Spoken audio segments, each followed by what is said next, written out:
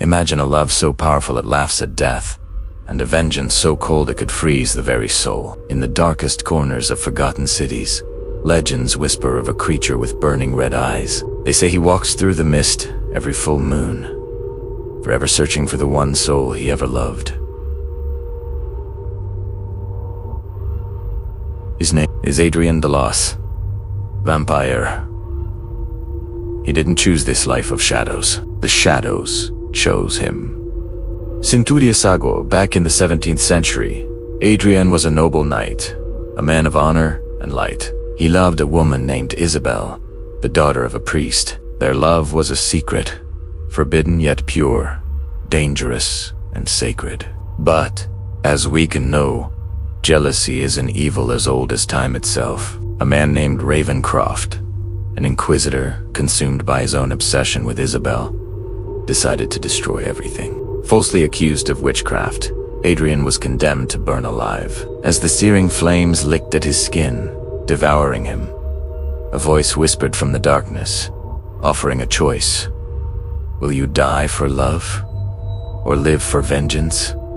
He chose to live, and in that fateful moment, his heart stopped beating yet. It never truly died. He became the last of his kind, a creature of the night.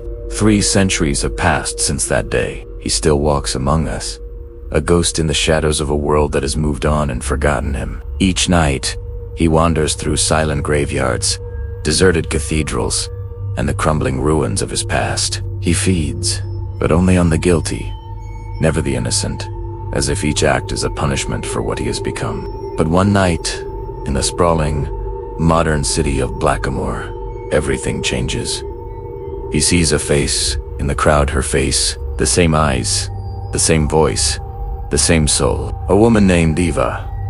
And for the first time in centuries, his dead heart begins to beat again. Eva doesn't know it yet, but her fate is bound to his by a thread of blood and eternity. The danger isn't just in his own heart. Ravencroft has returned. He is no longer a man, but a demon forged from pure hate and fire, risen from the ashes to finish what he started all those years ago. To break Adrian's heart, this time forever. Eva begins to have dreams, fragmented and terrifying. She sees burning crosses, hears screams echoing from a distant past, and feels a man calling her name from within the flames. The nightmares feel so real. Then, she meets Adrian in an old, dusty museum. The connection is instant, a magnetic pull, a primal fear, and a strange, deep recognition, as if her soul remembers his touch from another life. Adrian fights the monstrous hunger that stirs inside him. Every moment he spends near her is a sweet torture. He craves her blood, the very essence of her life. But the thought of losing her again is a pain far worse than any physical torment. He tries to keep his distance, to protect her from himself. But destiny, it seems, doesn't forgive love twice. One dark and stormy night, Eva vanishes. Ravencroft has taken her. He's hidden her deep inside the ruins of the old cathedral, the very place where Adrian was burned alive 3 centuries ago. The rain lashes down, turning the city streets into black mirrors. Adrian walks through the storm, his black coat torn, his eyes burning with an unholy wrath. Thunder cracks across the sky, as if the heavens themselves are afraid of the vengeance about to be unleashed. Inside the cathedral, time itself seems to hold its breath. Eva hangs suspended in a halo of demonic fire. Ravencroft's voice, twisted and cruel, echoes through the ancient halls. 3 centuries, Adrian, and still you don't understand. To love is to die. With a roar that shakes the very foundations of the old church, Adrian charges. The battle begins. Stone shatters, stained glass explodes into a million glittering shards, and blood stains the hallowed floor. The clash of immortal power against demonic fury is a storm of its own. Ravencroft, empowered by his hatred, manages to pierce Adrian's chest with a blade blessed in holy fire. Adrian falls to his knees, his strength fading, the immortal life draining from him. But his heart, the heart that started beating for her again, refuses to give up.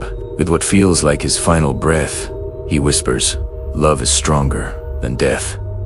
In a final act of sacrifice, he drives his hand into his own wound, letting his cursed, powerful blood pour out. It flows across the stone floor, a crimson river moving toward Eva. The blood's light engulfs the cathedral in a blinding, scarlet glow. The demon Ravencroft screams as the pure, love-fueled power incinerates him, his body turning to dust and vanishing into nothingness. Eva falls from her fiery prison, alive but changed. Her pulse beats twice. Her eyes flutter open, glowing with the same red light as Adrian's once did. Adrian collapses beside her, his body already crumbling to ashes, his long life finally at its end. Before he fades completely, he manages one last, gentle touch to her cheek. In a voice barely louder than a sigh, he says, "Now, you are the last vampire." His ashes scatter, carried away by the wind through the shattered cathedral windows. Centuries pass. The world forgets the night, the priest's daughter, and the demon. But when the full moon rises over the city of Blackmoor, the wind grows cold. Those who walk alone at night swear they sometimes see a woman in black, her eyes glowing like dying embers, wandering the empty streets. They say she cries. They say she waits. And sometimes, when the night is perfectly still, a voice whispers through the fog, "Love never dies."